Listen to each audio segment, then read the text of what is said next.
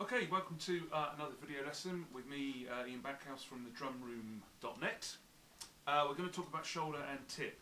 This is really more for beginners who are looking to get more flow into their groove playing.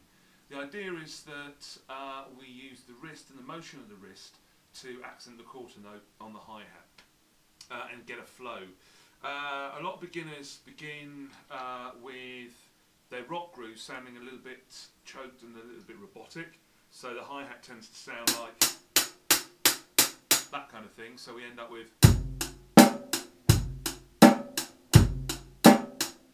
which is okay, not hideous, but the idea is today we're going to try for a bit of flow.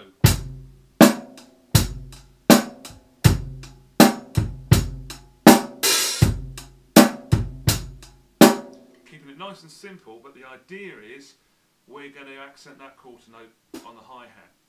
It's called shoulder and tip because when you first start it, you exaggerate the movement, and the quarter note throughout the bar is played with the shoulder of the stick. So you're getting 1, 2, 3, 4.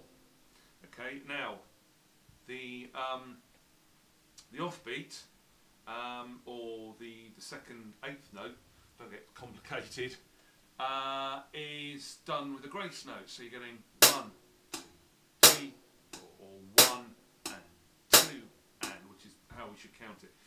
Okay, now the idea with this is what I want to get over is it's about the wrist. This is what I try and tell my guys. You've got to try and imagine that there's a string attached to your wrist. So when you play it, the motion of the wrist is actually going to play the stroke more than you ending up going shoulder,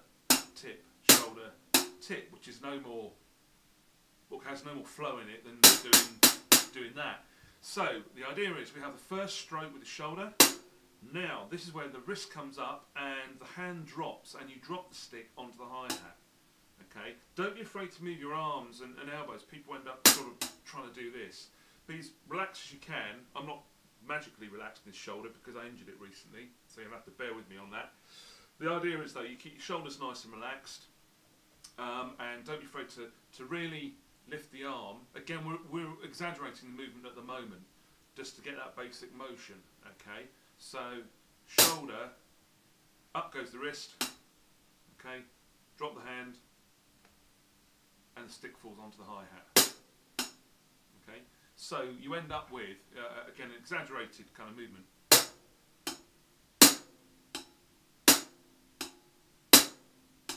If you notice again with the hand and the stick grip,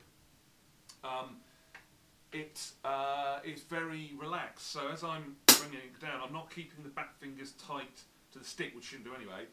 I'm allowing the drop and really just letting my fingers come out a little and letting the stick, giving it the freedom of movement to drop onto the hi-hat. Otherwise you end up with, and just it becomes an action rather than a flow, rather than just a drop.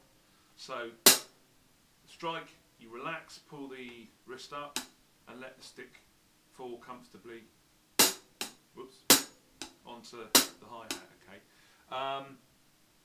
Now when you are playing faster tempos, it's important to note that the action stays exactly the same, it just gets smaller. Okay, so if we're playing a little bit quicker,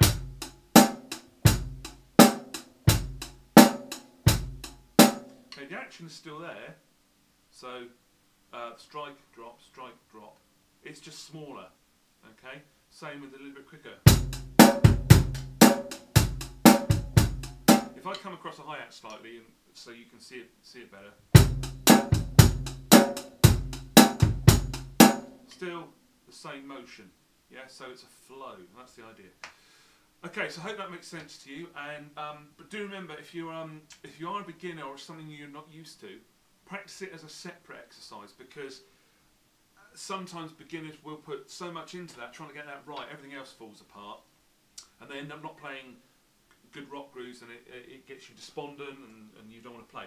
That we don't want. Carry on playing as you play at the moment with your rock grooves to develop your timing or whatever. Do this as a separate exercise and allow it to grow into your playing. That's what I would suggest. Okay, it's not a race. Just take your time, let it naturally come into your playing. I hope that helps, and see you soon on another video lesson.